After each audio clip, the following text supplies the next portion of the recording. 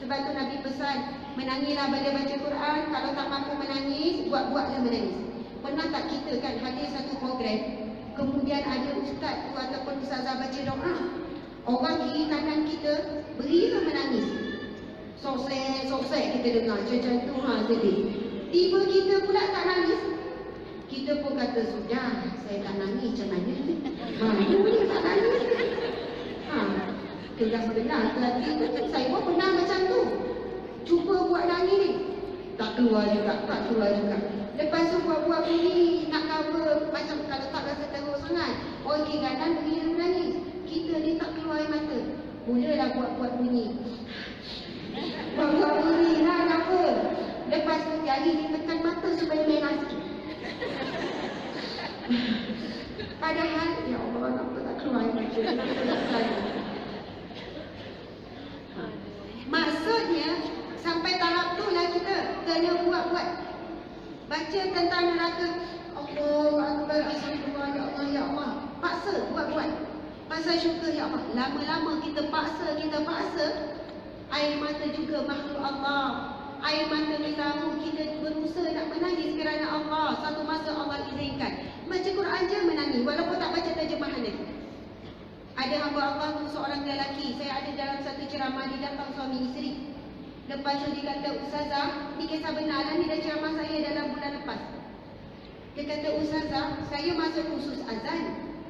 Ya, aku masalah cik masuk khusus azan. Saya dah pergi beberapa kali dah khusus tu, saya tak boleh nak azan. Kenapa tak boleh azan?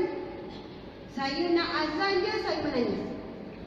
Saya baru nak start azan je, saya akan menangis beria-ria Ustazah. Sebab tu tak keluar suara, sebab menangis. Lepas tu saya tanya, Cik, apa amalan Encik sampai boleh macam ni? Dia kata, Ustazah, saya istighfar pun saya dah tak boleh, saya menangis. Masa dia tanya soalan tu, dia menangis. Umur lebih kurang 40 lebih. Dalam dewan masa tu, semua orang macam nak menangis sama. Sebab apa? Dia punya lembut hati dia tu, lelaki ni. Dia menangis, Ustazah, saya nak cakap pun saya sedih, tapi kalau saya istighfar pun nangis. Saya tengok ada orang lain tu mata bergenar, tak tahu cerita lagi ni. Saya tanya, Cik, kenapa Cik? Macam mana Encik boleh ni? Tak heran kalau orang yang ada ujian, kalau cerita saya ujian banyak, Ustazah saya jadi sedih, itu tak heran. Saya kata, macam mana Encik boleh hati yang lembut sampai yang boleh menangis semudah ini? Menangis sebab rindukan Allah, menangis bila istighfar. Kita kadang 1000 nak setitik air mata pun tak keluar. Astagfirullah. Tekan yang digital tu kan. Astagfirullah. Tengok cucu naik atas meja, Astagfirullah.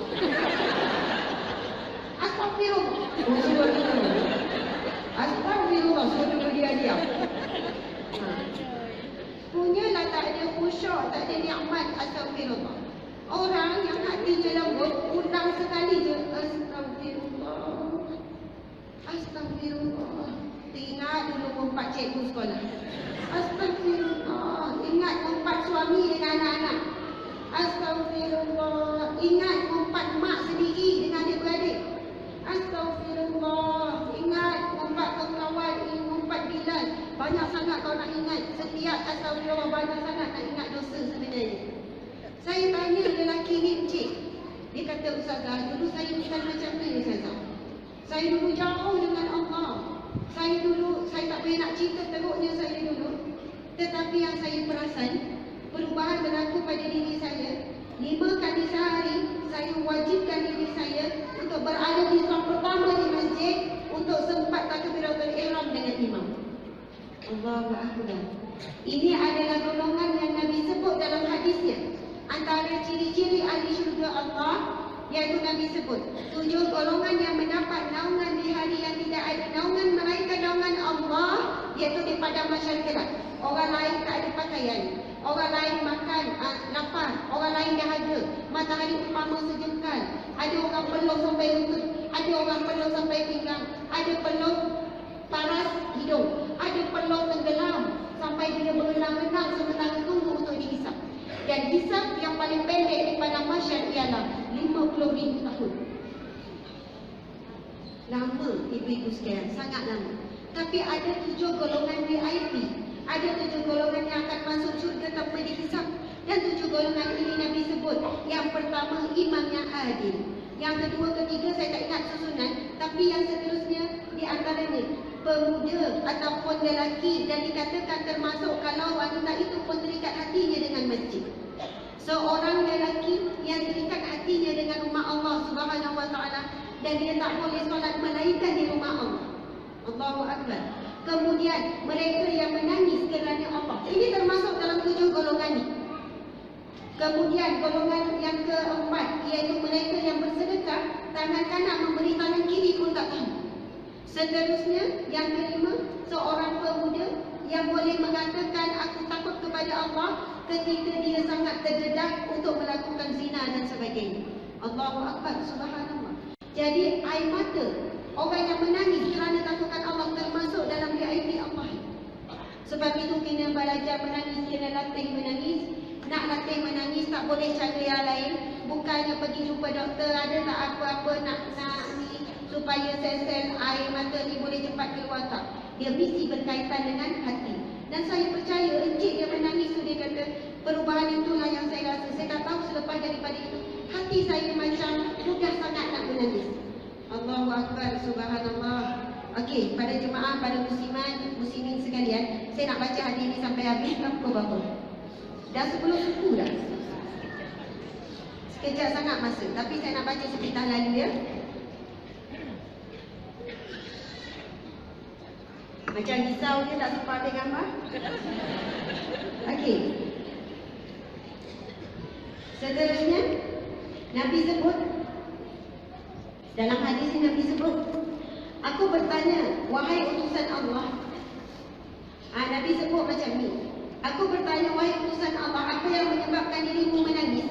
Rasulullah SAW berkata, pada malam aku dimi'rajkan ke langit, aku melihat kaum perempuan dalam keadaan yang sangat mengerikan. Sesaan yang mereka terima sangat dahsyat. Oleh sebab itu aku menangis ketika teringat sesaan keras Allah yang ditimpakan kepada kaum perempuan. Aku bertanya, wahai utusan Allah, apa keadaan yang Tuhan lihat ketika di sana? Rasulullah SAW bersabda, kita kena dengar, perhatikan wahai muslimat sekalian. Kalau nak mudah menangis, sahabat Nabi, kalau didengar hadis Nabi tentang neraka, mereka pengsan. Sebab mereka membayangkan diri mereka dalam neraka. Kita pula sebaliknya, kita dengar relax, kita bayangkan orang lain dalam neraka. Sahabat Nabi, bila dengar pasal syurga, mereka menangis sampai pengsan. Bila ditanya kenapa, mereka kata, aku tak bayangkan aku berada dalam syurga. Kita pula bila cakap pasal syurga, senyum je. Rasa macam dalam syurga, rasa seperti ahli syurga. Itu beza besar kita dengan orang-orang yang soleh, orang-orang yang benar-benar takwa, benar-benar beriman. Jadi bila baca ni, untuk rasakannya, untuk feel ni, kita kena membayangkan. Memang bukan kita nak, tapi kita bayangkan, ya Allah seksanya, membuatkan air mata kita boleh menangis. Nabi kata, aku melihat perempuan yang digantung rambutnya, otak kepalanya menggelegak. Aku melihat perempuan digantung lidahnya, tangannya diikat ke belakang, dan timah cair dicurah ke dalam tekaknya. Tangan diikat ke belakang, lepas tu timah cair dituang dalam tekaknya. Aku melihat perempuan yang digantung kedua kakinya terikat, tangannya diikat ke ubun-ubunnya, disuruhkan ular dan kalajengking. Aku melihat perempuan yang memakan dagingnya sendiri, di bawahnya dinyalakan api neraka. Duk makan, duduk mamah daging sendiri. Allahu akbar. Sambung Rasulullah SAW lagi, aku melihat perempuan mukanya hitam dan memakan tali perutnya sendiri. Aku melihat perempuan yang telinganya tuli dan matanya buta, diisikan ke dalam peti yang diperbuat daripada api neraka. Otaknya keluar dari lubang hidung, badan bau busuk kerana penyakit kusta.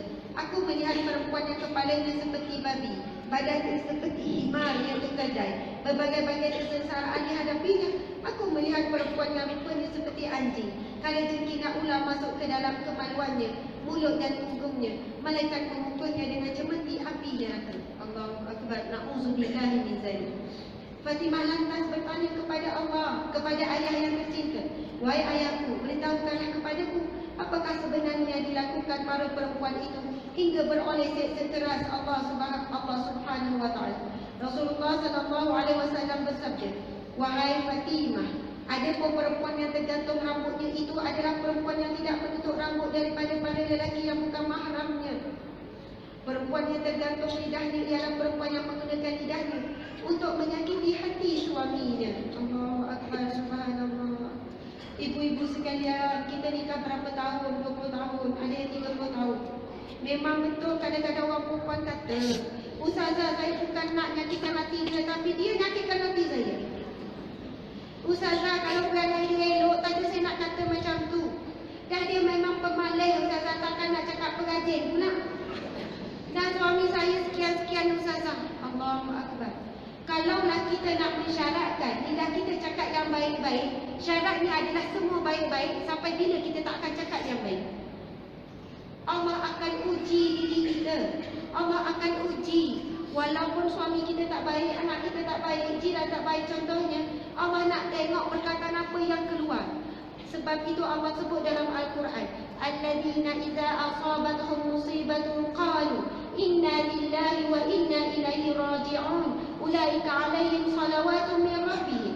Sadaqallahul azim. Allah sebut, apabila hamba-Ku ditimpa musibah, lalu mereka mengatakan inna lillahi wa inna ilaihi raji'un. Sesungguhnya kita semua daripada Allah. Semua ini apa yang berlaku daripada Allah, dan kita semua akan kembali kepada Allah. Allah sebut ulaika alaihim salawatun min rabbihim. Mereka itulah orang yang mendapat rahmat daripada Allah, selawat daripada Allah, mendapat pertolongan daripada Allah Subhanahu wa taala.